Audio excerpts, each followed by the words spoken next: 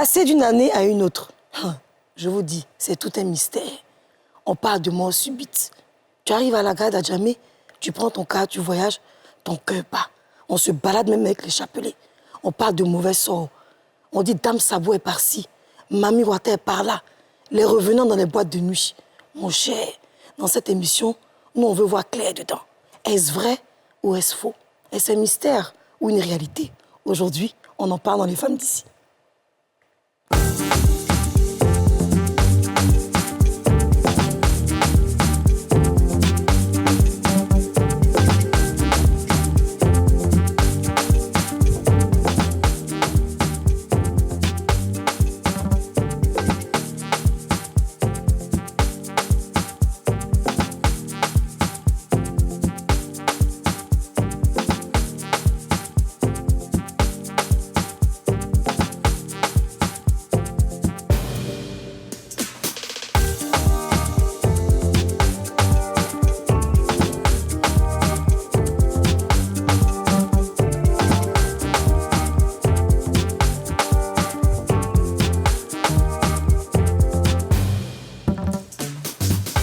Bonsoir à tous et bienvenue dans votre émission Les Femmes d'ici, l'émission mystérieuse, l'émission qui captive les esprits, l'émission qui vous donne de la joie, l'émission qui vous donne du mystère, l'émission qui vous fait rêver, l'émission à laquelle vous avez envie de participer. Cette émission qui est toujours imitée mais jamais égalée. Nos sujets restent là. C'est pas nos sujets, les gens prennent et puis vont faire pour eux. C'est ça les femmes d'ici. Aujourd'hui, je suis avec les deux plus belles femmes de la Terre. Oui, j'assume ce que je dis. La première, elle est très amoureuse. Elle a changé. Quand vous la voyez, elle ressemble à autre chose. C'est-à-dire, c'est la plus belle des Barbies de la Côte d'Ivoire. Elle s'appelle Dija So. Oui, lève-toi, Dija. Ah, la Dijuso. Dijuso. Aïe, aïe, aïe. Ah, doucement. Elle est beau. Et nous avons, oui, celle-là même, qui réincarne les métisses de la Côte d'Ivoire, les métisses de la Guadeloupe. Elle a une taille 2,50 m. Oui, quand elle regarde le ciel même, les anges descendent parce qu'elle est belle. Elle a ce petit visage. Elle s'appelle Aurélie Eliam. Auré. Ça va?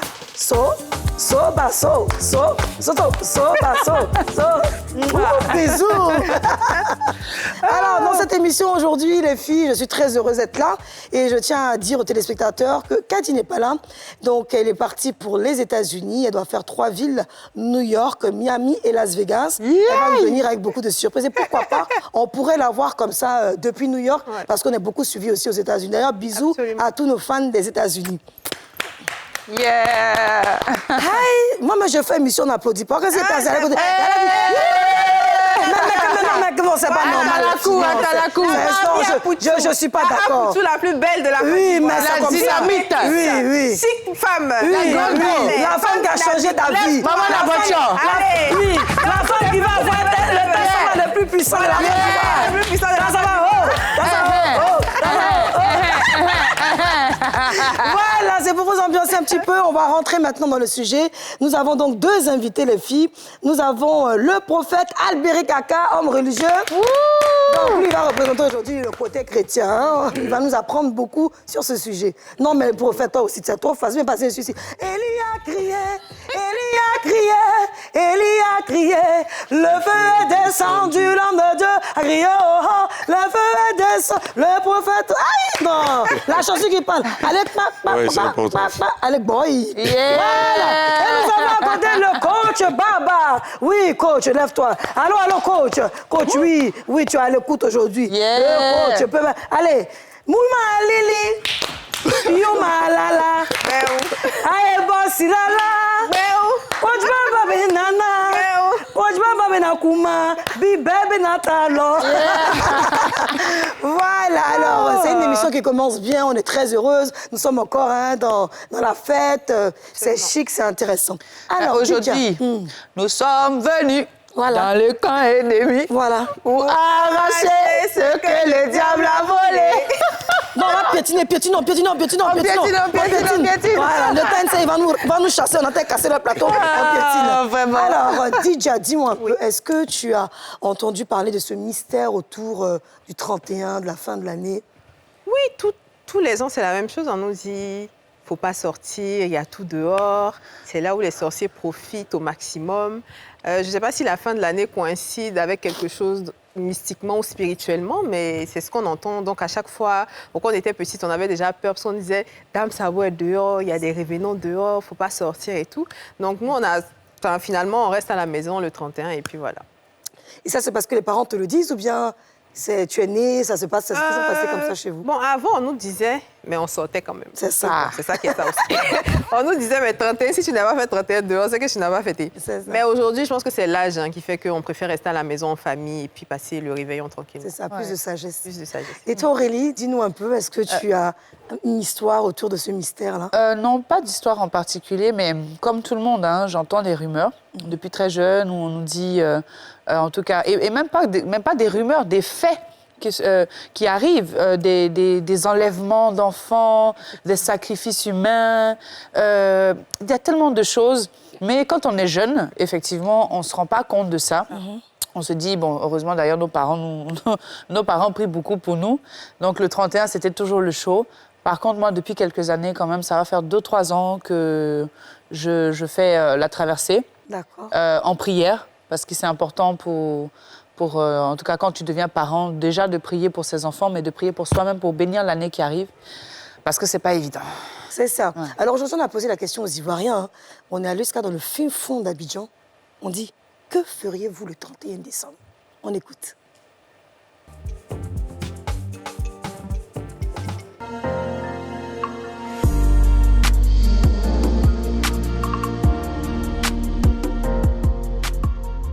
Généralement, je le passe à l'église avec ma famille, avec des amis.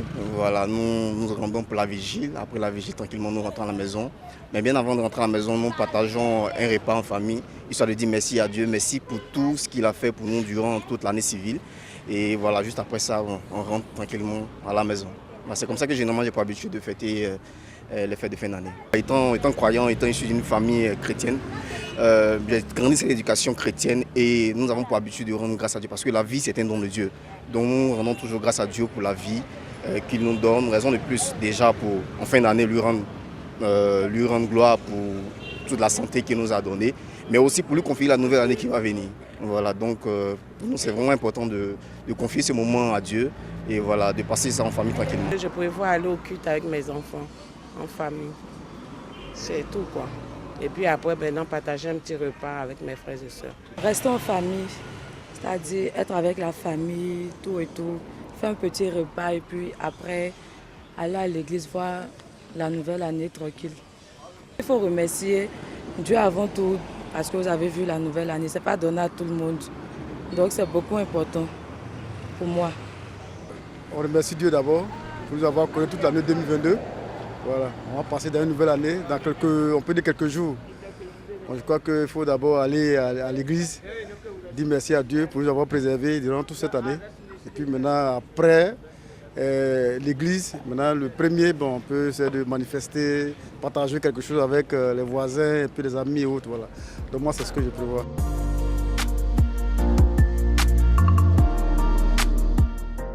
Alors là, personne ne va aller gazer. On ne sait même pas si on doit applaudir ou pas. Mais quand tu les écoutes, en mai 31 n'existe pas à Abidjan. Franchement. Pourtant, il n'y a même pas place, c'est là même qu'il y a embouteillage. Dans les filles. Non, je pense que ceux qui ont été interviewés sont des personnes âgées. Parce que si tu avais mis dans la même condition les mêmes questions à des enfants de 17, 18 ans, ils vont te dire que forcément c'est le show. Oui. C'est maquis, c'est gasoil, boîte de nuit qu'à 5 h du matin. C'est ça. Genre, nous tous, on avait ça une fois, non? Et puis bizarrement, 31, c'est là tu fais after, c'est de toute façon. Ça me le show même est chic même. Alors, je vais maintenant m'adresser au prophète Akam. Donc, bienvenue. Merci. On a vu la saison 2. Oui. On est content de te revoir à la saison 3. Moi aussi, ça me fait plaisir. Depuis le temps, il y a beaucoup de choses qui sont passées ici. Effectivement. Voilà. Alors, dis-nous un peu, prophète, par rapport à tout ce qui se passe. Qu'est-ce que tu penses du 31? Comment est-ce qu'on prépare cette année-là? Oui, déjà, je veux dire que c'est déjà une bonne émission, une bonne question, parce qu'il faut comprendre que les années ne sont pas simples. Chaque année renferme à la fois le positif et le négatif. Parce que quand vous prenez même l'année 365 jours et que vous l'additionnez, 3 plus 6 plus 5, ça fait 14. Et nous savons que le chiffre 14, c'est un chiffre de combat. Donc déjà, quand un enfant naît à la base, les premiers éléments qui montrent que cet enfant est sorti du ventre, ce sont les cris, ce sont les pleurs. Et donc le fait que tu viennes au monde en criant t'annonce déjà qu'il y a une vie que tu vas mener, mais qui ne sera pas aussi simple. Parce que tu étais dans le repos, maintenant tu sors de la réalité. Et l'année est faite de sorte à ce que tu peux, je veux dire, tu as l'occasion pendant les 6 premiers mois de te préparer aux 6 derniers mois. Parce que l'année est divisée en 2 périodes, de janvier à juin, qui sont les 6 premiers mois pendant lesquels tu te prépares pour terminer l'année. Parce qu'à partir de juillet, on a les vacances qui sont établies d'une certaine période, et ensuite on rentre dans la préparation maintenant de la fin d'année. Et il faut dire que quand on tend vers le 31 décembre, vers décembre même pratiquement, ce n'est pas aussi simple parce qu'il y a des gens, il y a des familles dans lesquelles il y a des réclamations. Il y a des familles dans lesquelles, pour parler spirituellement, il y a des familles dans lesquelles où ils ont dit, par exemple, telle personne ne doit pas terminer l'année à cause de ce qu'elle transporte comme, je veux dire, comme grâce, à cause de ce qu'elle transporte comme, je veux dire, choses accomplies, vision accomplie. Donc, il faut qu'à la fin de l'année, on ne puisse pas la laisser passer l'année, sachant que l'année qui vient, elle risque de pouvoir réaliser, je pourrais dire ça. C'est très bien. En tout cas, même une petite pause. C'est chic. Si. Que là, on crie amen là, ici en même temps. Alors, Coach Baba, qu'est-ce que tu penses de cette situation? Le mystère autour du 31, la fin de l'année? Alors, le mystère autour de la fin d'année, c'est d'abord un thème très intéressant, mais il faut dire que beaucoup de personnes n'apprennent pas d'abord ce que c'est qu'une fin d'année.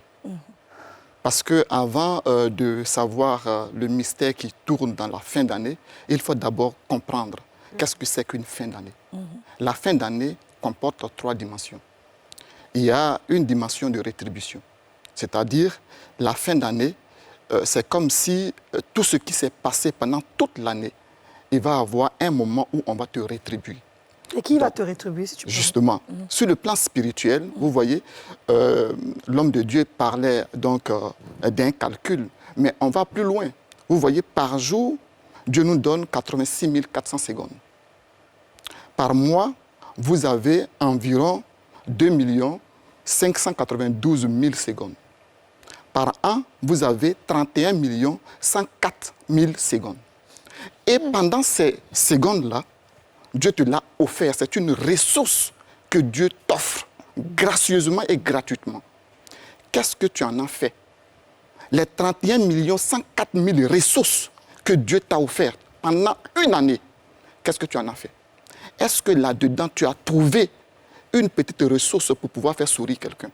Est-ce que là-dedans, tu as trouvé une petite ressource pour pouvoir faire de l'offrande? Est-ce que là-dedans, tu as eu une petite ressource pour pouvoir même donner un peu de grain de riz à un oiseau? Alors, à la fin de l'année, il y a une rétribution.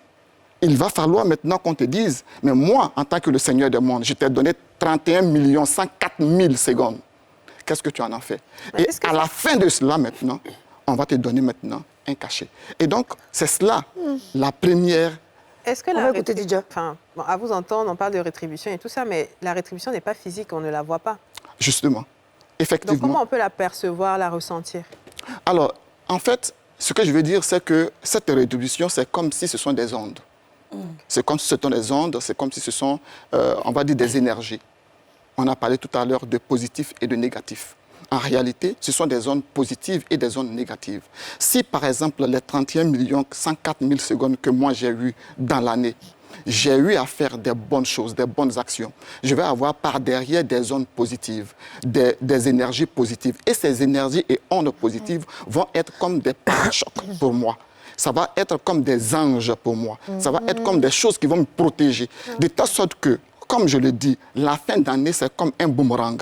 Okay? Il y a assez d'énergie qui se retrouve vers la fin et qui va donc s'exploser. Est-ce que cela explique... vous savez, on peut faire des bonnes choses et puis on entend par exemple qu'il y a une personne qui est décédée en début du mois ou bien telle personne a été enlevée. Est-ce que c'est le fait qu'on ait fait toutes ces bonnes actions-là qui nous protège réellement ou est-ce que sans le vouloir, on est victime de certaines attaques spirituelles dont les personnes ont décidé, que ce soit à ce mois de décembre-là, qu'elles seront attaquées ou qu'elles vont attaquer? On va laisser le prophète... En fait, ce que je veux dire, c'est que je vais rebondir sur ça pour dire qu'à la base, on ne peut pas parler de fin d'année sans parler de personnes qui traversent l'année. En fait, les hommes sont des étoiles. Parce que là, on parle de spiritualité, il faut qu'on rentre dans le domaine. Chaque homme est une étoile. Chaque homme est appelé à devenir, à briller et à rayonner. Mais ton étoile peut être rayonnante ou ton étoile peut être couverte. Et tout à l'heure, j'ai parlé de naissance. Parce qu'en fait, lorsque vous êtes en janvier et vous savez que vous allez aller jusqu'en décembre, il faut comprendre qu'il y a tout un processus pendant lequel il y a des activités spirituelles en fonction de la destinée que vous portez qui vont soit vous combattre ou soit vous accompagner. D'accord. Okay. Alors moi, je suis bien heureuse de vous entendre, c'est pas pour te couper, on va continuer, mais j'aimerais aussi qu'on aille dans les cas pratiques aussi. Parce que là, on se pose la question, dès le début, comme on l'a dit, il y a des accidents. Est-ce que c'est parce que la personne n'a pas posé des bons actes qu'il allait se mettre d'un cas, il allait sur la route peut-être de Boaké ou de Yamsoko, le cas est renversé, tout le monde est décédé. Bon, ceux qui sont vivants comme nous, là, peut-être nous aussi, on ne fait pas des bonnes choses. Donc on veut vraiment comprendre les choses, en fait. En fait, il faut ce mystère au bout de la fin de l'année. Il faut comprendre que spirituellement, que nous soyons africains, ou dans le monde, peu importe la couleur de peau que nous avons, il y a ce qu'on appelle les réclamations spirituelles et familiales. D'accord. Chaque famille a un élément, soit un ange, ou soit un esprit maléfique, qui vient comme être un garant de la famille et qui vient donner des obligations, qui vient donner des directives à suivre. Et quand, on en a déjà parlé ici une fois, quand les enfants qui viennent ne marchent pas dans la conduite que sont données par ces influences spirituelles, ce qui se passe, c'est que l'ennemi, cet esprit-là vient maintenant réclamer que ces personnes-là puissent agir. Est-ce que cette réclamation-là ne peut pas être faite durant toute l'année? Pourquoi spécialement en décembre? Alors, avant de répondre, l'ange d'NCI réclame la pub, donc on va d'abord aller à la pub, et puis on va revenir, parce que là, c'est intéressant. Les anges là aussi,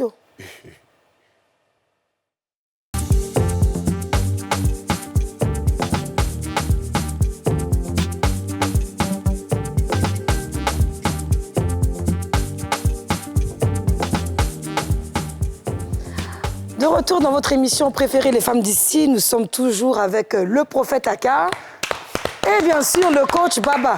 Mais prophète Aka et puis coach Baba, mais vous avez serré vos visages. Nous, on n'en connaît pas, on vient vous poser des questions. Si vous commencez à parler des 360, des 50 000 jours, c'est nous même mathématiques, on ne connaissait pas avant. On est un peu perdu.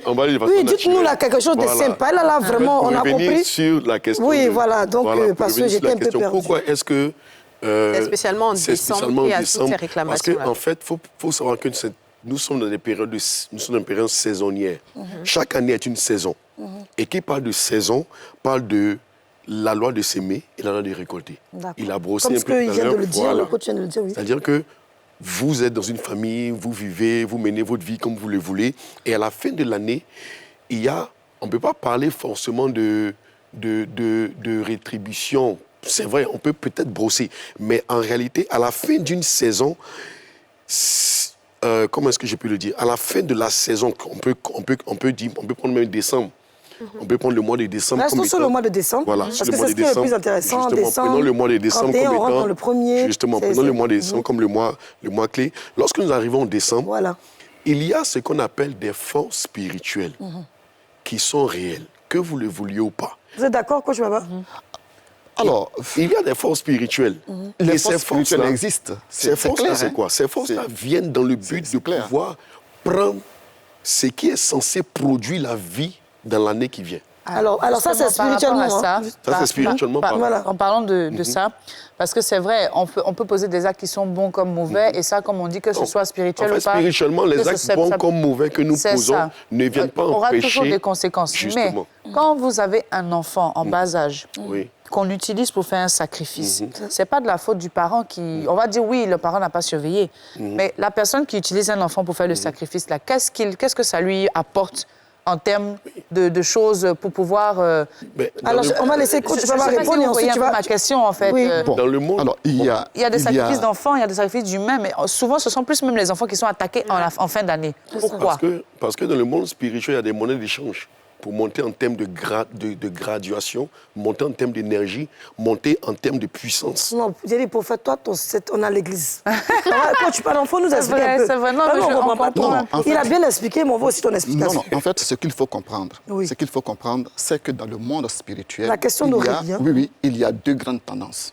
Il y a ce qu'on appelle le monde positif et il y a ce qu'on appelle le monde négatif. D'accord. Le monde positif, c'est tout ce qui est onde positive. le monde négatif, c'est tout ce qui est énergie négative.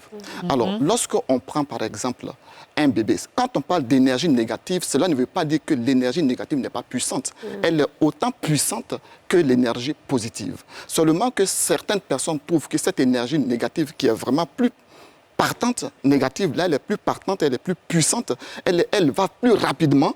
Alors, les gens vont donc chercher, on appelle souvent cela, on va dire, la force satanique. Voilà, les gens vont là, on rentre maintenant dans un sujet intéressant. Là, vous utilisez le mot qu'il faut, et c'est ce que je veux. On va parler de force satanique, parce que cette force satanique, chez nous, dans la spiritualité, on dit c'est rapide, ça va vite, mais ça n'a pas... c'est pas durable. C'est pas durable en réalité. Donc, des gens qui ont assez souffert vont être amenés à contacter ou contracter, n'est-ce pas, des pactes avec certaines personnes qui vont leur dire, écoute, ta situation actuelle, si tu veux sortir de là, si tu veux réussir, si tu veux briller, voilà ce qu'il faut faire. Il faut faire un tel pacte. Ce pacte-là, si tu le fais, ben, il n'y a pas de raison que tu ne réussisses pas. Alors, cette personne faible d'esprit, qui a tant cherché, qui a donné tout de façon physique et qui n'a pas eu gain de cause, se trouve séduit par une telle parole. Alors, et finalement, il va aller faire cette action. Cette alliance. Alors, coach, vous voulez parler des marabouts, des féticheurs, des hommes mystiques? Parce que quand on parle d'alliance, ou bien est-ce que vous répondez à la question d'Aurélie qui dit l'enfant qu'on sacrifie, qui est innocent, pourquoi est-ce qu'on le sacrifie? Est-ce que ses parents ont péché? Est-ce que c'est cette rétribution qui fait qu'on choisit l'enfant d'un tel ou un tel? Un enfant, ou est-ce que c'est pour attirer vraiment peut-être l'âme de cet enfant? Ce n'est pas que ses parents ont péché. Ce n'est pas forcément cela. C'est pas forcément cela. Comme je le dis, Dieu, il est le détenteur de l'âme de tout un chacun. C'est lui le détenteur. OK?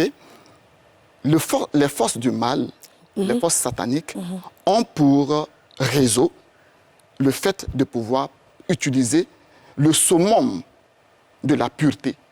Le summum de la pureté, c'est qui? C'est l'enfant. Vraiment, je suis un peu chiante, embêtante, je dirais. Oui. En tant que... Oui, je suis embêtante, Kadi aurait dû être là.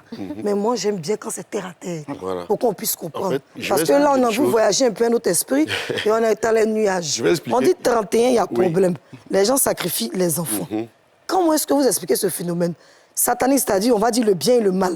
Donc, il y a des forces du mal qui viennent directement attaquer les forces du bien. C'est ça, non? C'est ça. C'est ce que vous avez expliqué? D'accord. Je veux être riche en 2023. D'accord. Ou du moins, je veux même être protégé. Je veux une protection, parler terre à terre. C'est ça. Je veux être grand, comme il a dit. C'est ça. Ou encore, me promet un poste de responsabilité. Et je suis en fin d'année.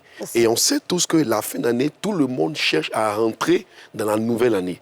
Tout le monde cherche à se protéger parce qu'on se dit que c'est une année qui a de la valeur aux yeux des gens, des mystiques. C'est une année c'est plutôt un mois qui a de la valeur aux yeux des mystiques. Donc, qu'est-ce que les gens font? Celui qui comprend ces valeurs spirituelles, il va aller chercher celui qui ne les comprend pas. Il va aller vers des personnes pour essayer de les coopter, pour leur dire, par exemple, et je prends n'importe quoi. Quelqu'un qui dit, il donne de l'argent. Je veux partager de l'argent, je vais faire un sacrifice et venez manger, je vous donne de l'argent. Tu vois que tout de suite, beaucoup de gens vont venir parce qu'ils veulent de l'argent. Mais en fait, quand il te donne de l'argent qu'il te donne là, tu le reçois physiquement. Mais lui, il a un objectif. Il sait qu'en fin d'année, tout le monde veut se sauver. Tout le monde veut sauver sa vie. Tout le monde veut rentrer en 2023. Tout le monde veut pouvoir voir 2023, comme on l'a dit, on a vu la rue s'est animée. Les gens ont dit on veut aller à l'église, on veut aller dans tel endroit parce qu'on veut voir la nouvelle année. Donc la transition se fait à l'église, dans les mosquées, c'est ça? C'est-à-dire le 31 au 1er. La transition se fait dans la relation que tu as avec ton Dieu. C'est-à-dire que tu peux rester à la maison, tu peux aller à l'église. Il est conseillé d'aller à l'église parce qu'il y a forcément quelqu'un par qui Dieu va passer pour te dire des choses. Maintenant, parlons de ces personnes, comme elle a dit, qui sont malheureusement sacrifiées. Il y a des personnes qui savent qu'en passant de décembre à janvier, il y a cette force spirituelle-là qui est invisible, qui contrôle l'univers, qui peut être cooptée, qui peut être attirée au travers de la vie que tu prends de quelqu'un. Donc lui, qu'est-ce qu'il va faire? Il ne va pas chercher quelqu'un qui est trop avancé. Il va chercher des enfants d'une certaine catégorie. il va chercher peut-être des jumeaux. Des innocents. Des innocents, des jumeaux, des enfants d'un teint assez particulier, comme on parle un peu, voilà, des albinos. Il va en chercher parce qu'il sait que la transition d'une nouvelle année, d'une ancienne à une nouvelle année, c'est un volet hautement spirituel. Donc lui, il veut être grand. Donc qu'est-ce qu'il va faire? Il va aller se mettre dans un endroit, organiser des fêtes. C'est pourquoi il faut que les gens fassent attention. Organiser des fêtes, attirer, utiliser ce qui attire facilement. Qu'est-ce qui attire facilement? Je vais dire la nourriture, l'alcool. Utiliser des moyens aussi simples pour attirer. Lui, il va t'offrir à manger, il va t'offrir à boire, il va te donner ce dont tu as besoin. Mais derrière, lui, il ne veut pas que tu rentres en 2023. Il veut prendre ta capacité de rentrer en 2023. Lui, il veut la prendre, il veut l'absorber. C'est comme du vampirisme, en fait. Mais tout à l'heure, vous avez parlé d'aumône, de donner de l'argent pour entrer dans la nouvelle année, tout ça. On sait que dans les Écritures, je pense que ce soit dans la Bible ou le Coran, c'est important de faire de l'aumône, de partager ce qu'on a, si on en a beaucoup, effectivement.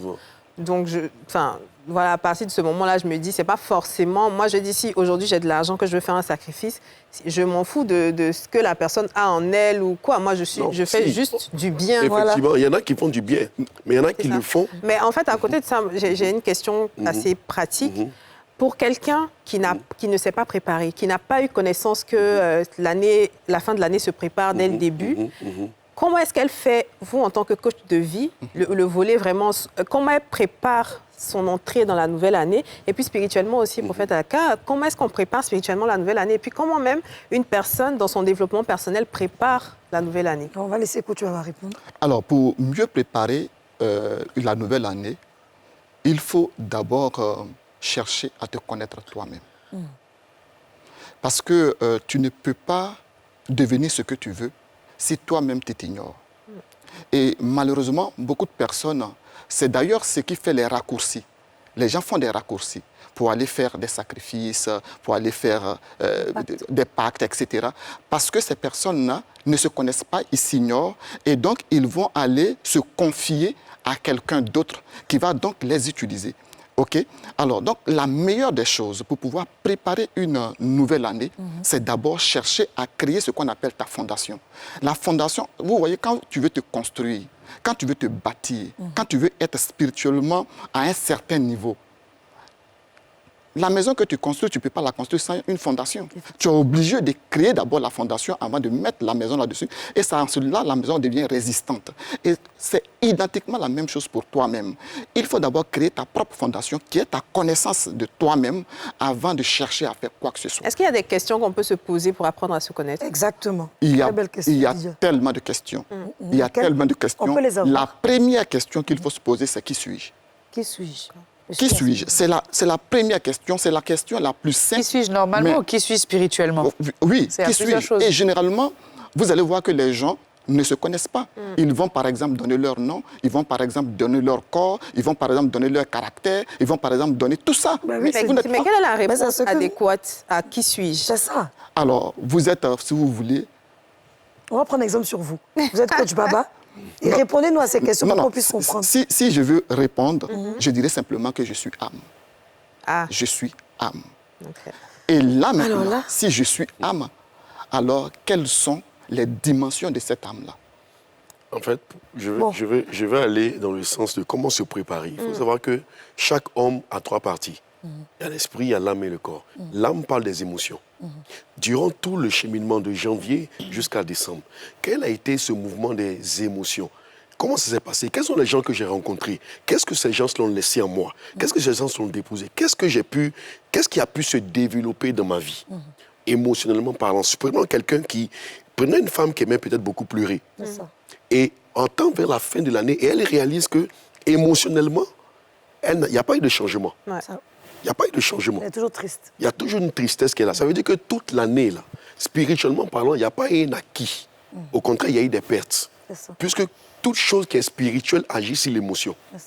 Et donc, quand cette personne qui pleure beaucoup parce qu'elle se dit qu'on ne l'aime pas, elle se dit qu'on l'a abandonnée, elle se dit qu'elle est seule, elle se dit que mais chaque année, les mêmes choses se répètent. Chaque décembre, je pleure. Voici que décembre est arrivé encore. Le gars que j'ai eu en janvier, il m'a laissé en décembre. L'année qui a suivi, j'avais eu un gars qui m'a laissé en décembre. Quand tu regardes la famille, de papa à maman, il n'y a pas de mariage. Tout le monde a été laissé. Il y a toujours... Ça a une signification? Le fait qu'à une date précise, à on une date ressente les mêmes précise, choses. effectivement, c'est ce que j'appelais des réclamations spirituelles. Parce que dans la famille, si vous vivez ce cas, vous êtes dans une famille où, à chaque période bien précise, on vous laisse, ça veut dire qu'il y a comme un esprit. Il y a un esprit. C'est vrai qu'au mois de décembre, pardon de couper, mais c'est vrai qu'au mois de décembre, il y a beaucoup de couples qui se disputent, qui se séparent, souvent de manière violente, etc. Mais vous dites que ce sont des réclamations spirituelles. Et peut-être même que certaines personnes en sont conscientes, mais avec la prière, c'est difficile pour pouvoir se sortir de ce genre de situation.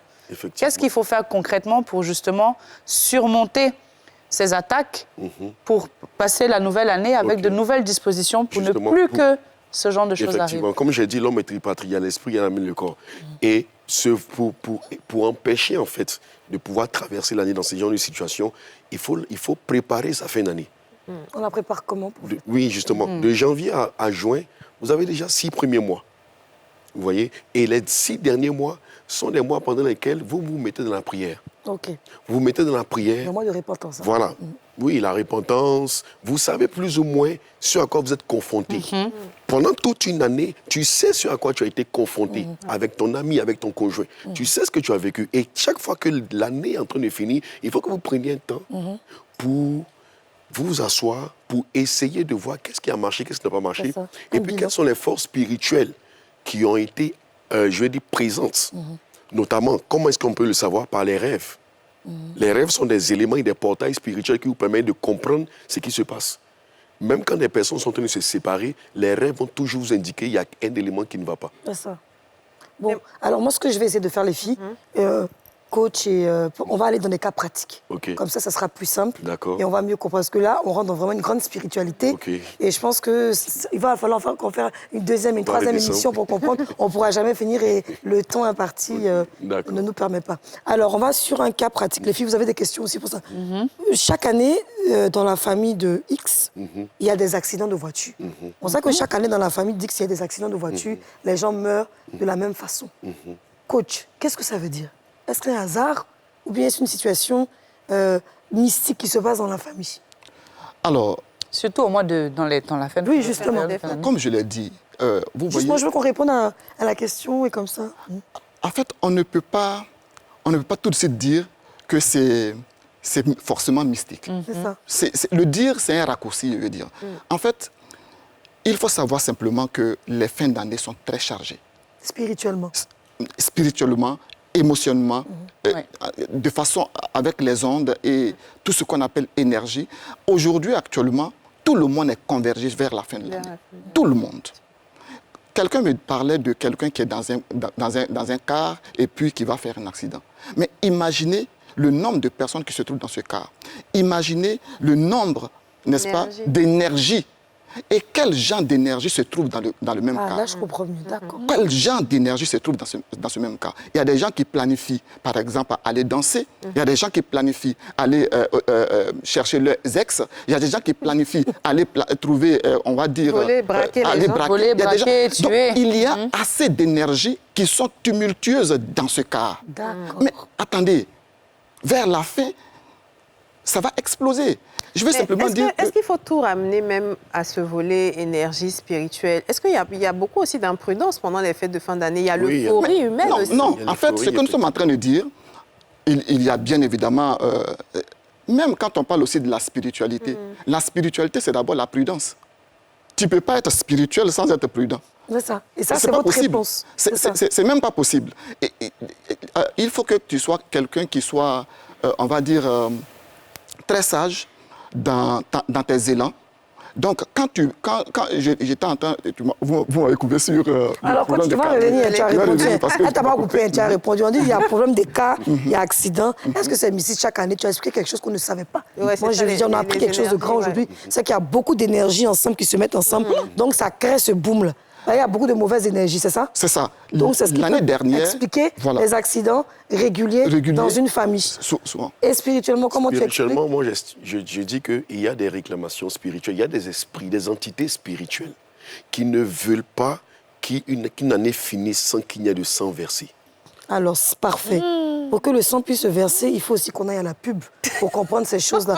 Et en revenant, prophète Aka, tu vas nous expliquer. Pub.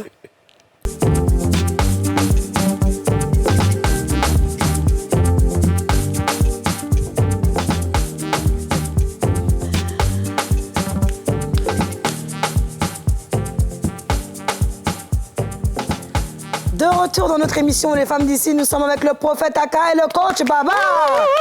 Alors le prophète Aka et le coach Baba, il faut les comprendre, ils sont très spirituels, ils ont un degré inimaginable. Nous-mêmes, on nageait un peu dedans, mais on essaie de comprendre avec des cas pratiques. On a parlé d'accidents et vous étiez en train de répondre, oui, justement. Et pour dire que chaque jour donne instruction à un autre jour. Les jours se communiquent entre eux. C'est pourquoi il est facile pour quelqu'un de pouvoir je vais dire, prenons l'exemple simple, un exemple pratique. Quelqu'un qui ne t'aime pas va chez un marabout, mais va chez un féticheur, parce que l'année est en train de finir, il ne veut pas que tu puisses traverser l'année et aller réaliser soit le projet que tu as, qui va permettre à ton entreprise de pouvoir prospérer. Donc, qu'est-ce qu'il fait? Il s'en va voir quelqu'un qui va consulter, qui va appeler ton nom, qui va essayer de dire des choses pour que ce que tu vas faire ne puisse pas réussir. Mais qu'est-ce qui va se passer pour que cela échoue? Il va devoir parler dans un jour. Et il est écrit qu'un jour donne instruction à un autre jour. Ce qui va se passer, c'est quoi? Nous sommes lundi. Ce qui va être dit lundi, là, va arriver mardi. Et toi, tu es à la maison, tu ne sais pas. Et ta journée, tu te lèves le matin, au lieu que ta journée soit bonne, ta journée devient compliquée. Et tu dis, mais je ne comprends pas, j'ai prié, j'ai fait ceci, j'ai fait cela. Mais en fait, ce que tu as oublié de faire, tu as oublié de comprendre que tu es dans un monde régi par le spirituel. Voilà. Mais si on veut parler même des techniques, ou des astuces, je ne dirais pas les techniques, mais des astuces pour éviter de se faire attaquer de cette manière, tu viens de dire que la prière seule ne suffit pas. Mais qu'est-ce qu'il faut faire alors pour éviter de se faire attaquer de cette manière? Il faut prier, c'est vrai, mais de deux, il faut être conscient. Tu sais, le fait d'être conscient qu'il y a quelque chose qui est là, va m'empêcher, va m'amener à avoir une attitude par rapport à cette chose. Si, par exemple, je sais que mon voisin pratique la sorcellerie, je ne vais pas aller m'asseoir manger chez lui. Mais comment on peut savoir ça? C'est ça. On a souvent des gens autour de nous. Même seulement le simple fait de s'asseoir même à côté de te donner la poisse. C'est une manière de parler, quoi, je veux dire.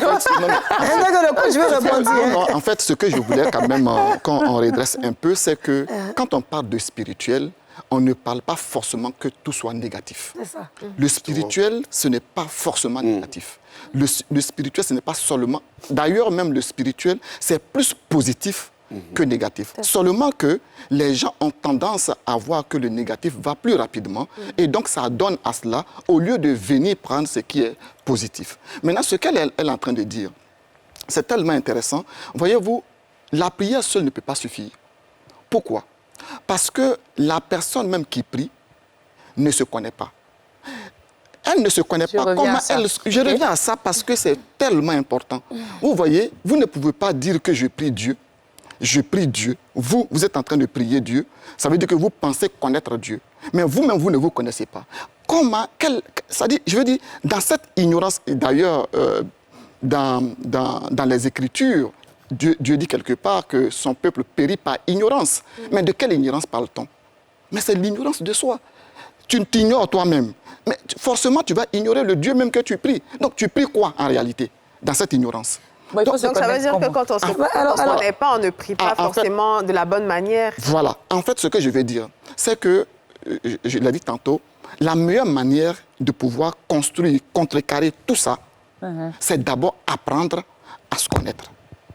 Lorsque vous avez eu cette grande chance de savoir qui vous êtes, vous allez maintenant arriver à un des degrés dont lui, il est en train de parler. Mais est-ce que cette connaissance-là est accessible à tout le monde? Oui, c'est accessible. Comment on se connaît? C'est un peu un calcul chinois, là, je comprends pas. Comment on se connaît? C'est accessible à tout le monde, parce qu'il a défini. Nous sommes dans le cours spirituel, la fille. On n'a plus dans les problèmes de fin d'année. Je tiens à vous autres téléspectateurs. Le début de l'émission, on a fait une introduction. On a un sujet, mais 2 hommes spirituels sur un plateau, c'est toujours lourd. Donc vous êtes en train de nous dire, si vous permettez-moi, qu'il faut se connaître spirituellement. Il faut connaître, toi, ton degré de sorcellerie, excusez-moi de dire ça, mais ton degré spirituel élevé, si tu peux arriver qu'au premier ciel ou qu'au deuxième ciel, c'est de ça qu'on parle? Non, moi, je pense que tu veux dire ça, parce qu'il y a se connaître soi-même, se connaître pour dire, bon, moi, je n'aime pas la sauce graine, ça, c'est un niveau. Ça, c'est charnel. Maintenant, il y a, se connaître soi, ce sont ses faiblesses, ses forces, ses qualités, ses défauts, c'est ça? En fait, lorsque vous savez que vous êtes une parole du divin, lorsque vous savez que vous êtes la créature, la parole de Dieu, normalement, vous allez pouvoir être au-dessus de plusieurs attaques, en réalité. Parce qu'en vous, il y a une certaine puissance, en vous, il y a un certain pouvoir, en vous, il y a une certaine possibilité. C'est en cela que j'aimerais que vous puissiez nous expliquer, Coach Baba, puisqu'on est presque à la fin de l'émission, s'il vous plaît, nous expliquer comment est-ce qu'on fait pour connaître nos capacités spirituelles. C'est ça. Alors, pour connaître nos capacités spirituelles, il faut d'abord apprendre. Et comment est-ce qu'on apprend? Où on Il faut apprend? aller vers des personnes qui ont déjà cette connaissance. Il y a des guides religieux qui sont versés dans la gnose spirituelle, qui savent, qui connaissent le code de la spiritualité. Allez-y vers eux, apprenez, parce qu'ils vont vous donner, par exemple, des paroles, que ce soit des paroles écrites dans les livres religieux, mais ces paroles ont d'autres sens que vous ne maîtrisez pas forcément. Non, ça. Merci. Alors, oui. Je veux dire, la meilleure manière de terminer l'année, c'est dans un premier temps de pouvoir, à un moment donné, s'arrêter, réaliser comment mon année a été, comment elle a été au début. Un bilan? Un bilan.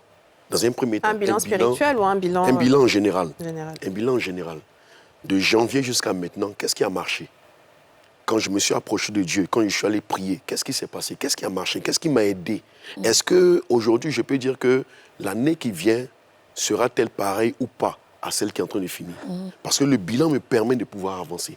Bon, il a parlé de se connaître soi-même. Je pense que la meilleure connaissance qu'on a de nous, c'est de savoir que je suis né pour un objectif, pour un but. Est-ce que j'ai pu réaliser ce but-là pour lequel je suis né? Est-ce qu'aujourd'hui, je prends un exemple simple, un élève qui est en classe examen, qui est en classe terminale, il sait par exemple qu'il a commencé l'année en septembre, il va passer l'examen en 2023, en juin et autres. Il se dit, mais de septembre jusqu'en décembre, comment a été son année? S'il est brillant à l'école, imagine, il travaille bien, il arrive à l'école et il se met à oublier les cours qu'il a étudiés. Il va comprendre alors qu'il y a quelque chose qui ne va pas. C'est ça. Et cette chose qui ne va pas là, c'est un volet qui appartient maintenant au spirituel. C'est ça. Aujourd'hui, par exemple, vous êtes deux hommes spirituels, hein? Vous avez porté du bleu. Est-ce que le bleu a une signification?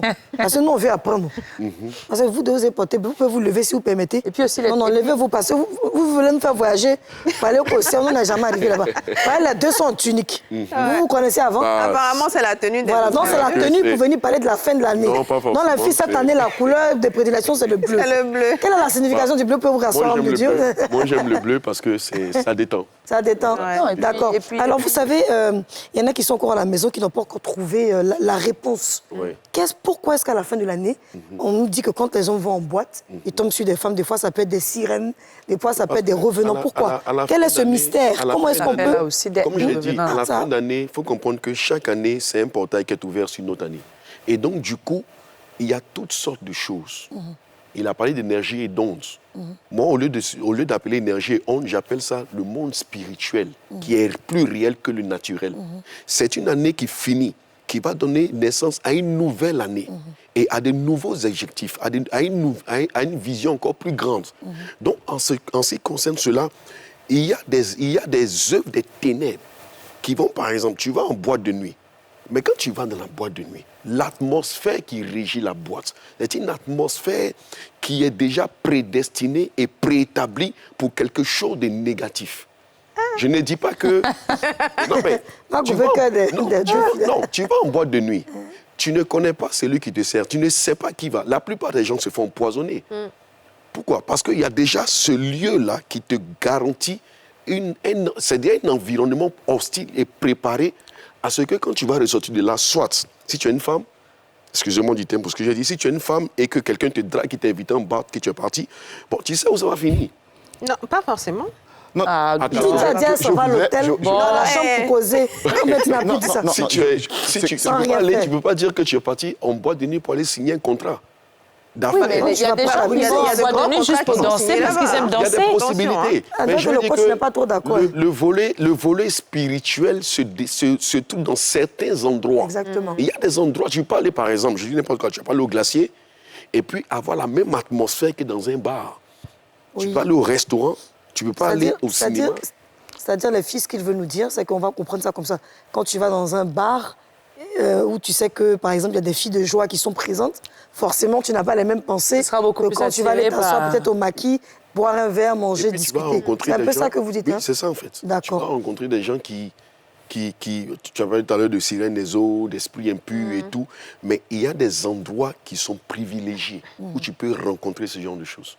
Alors, ce qu'on va faire là maintenant... Yasmine, si tu permets, Il nous reste 5 minutes, vas-y. Oui, je vais rapidement poser une question tout à l'heure. C'est où le meilleur endroit pour passer d'une année à une autre? Et il y a des gens qui n'attendent pas forcément minuit, qui vont dormir peut-être à 22h. Qu'est-ce qu'ils ratent? Je pense qu'ils ne ratent rien. Ah. Je pense qu'ils ne ratent pas forcément grand-chose. D'accord. C'est-à-dire tu peux... En fait, bon, ok, je pense qu'ils ne ratent pas grand-chose. Il ne rate pas grand-chose, d'accord, coach? Alors moi, ce que je vais te demander de faire, si tu permets, c'est de regarder ta caméra et de donner des conseils à tous ceux qui te regardent. Ensuite, le prophète va faire pareil. Comment faire? Comment il faut se disposer? Mais vraiment avec les mots les plus simples pour pouvoir entrer dans cette nouvelle année sans toutefois tomber sur toutes ces choses-là et éviter ces accidents et ces événements malheureux. Ce que je peux dire simplement, c'est de comprendre que l'être humain doit pouvoir beaucoup apprendre sur sa puissance spirituelle, au lieu de on va dire, de se mettre sur le matériel, le physique, parce que c'est ce qui amène généralement l'homme au déboire. Il faut dire que pour pouvoir aborder la nouvelle année qui vient, il est bon pour vous de pouvoir comprendre vraiment tout ce qui vous entoure. Il va falloir faire un petit bilan spirituel, un bilan personnel pour pouvoir savoir si oui ou non vous avez atteint vos objectifs. Sinon, apprenez à vous connaître et puis la suite, vous allez avoir ce que vous voulez. C'est bien dit. Merci, coach. Prophète, à votre tour, dans votre caméra. En fait, la meilleure parlez à tous ceux qui vous aiment. Oui, la meilleure manière de terminer l'année, dans un premier temps, c'est de comprendre que l'année ne doit pas se reproduire. Si j'ai commis des erreurs, je ne dois pas recommettre les mêmes erreurs l'année qui vient.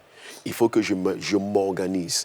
Il faut que j'aille dans un environnement spirituel, j'aille rencontrer des hommes de Dieu. Qu'est-ce qui n'a pas marché l'année précédente? Et qu'est-ce qui est sur le point de m'arriver encore? Quelles sont les erreurs que j'ai commises, que je suis sur le point de recommettre? Il faut que je fasse un mea culpa. Je puisse entrer à l'intérieur de moi, une introspection pour découvrir, mais qu'est-ce qui m'a poussé à commettre ces erreurs et qu'est-ce qui peut encore m'amener à aller encore recommettre ces mêmes erreurs? Donc, il faut que je puisse entrer en moi, rencontrer des hommes de Dieu, échanger avec des personnes, voir dans mon environnement quelles sont les personnes qui ont été pour moi une bénédiction ou qui ont été pour moi un problème, et puis commencer à faire sortir de ma vie ce qui n'a pas marché. Et en agissant ainsi, que je sois allé à l'église, que je sois allé à la mosquée ou dans un lieu de prière, voilà, que je ne sois pas allé personnellement, ma rencontre ou encore ma relation avec Dieu va me permettre de pouvoir,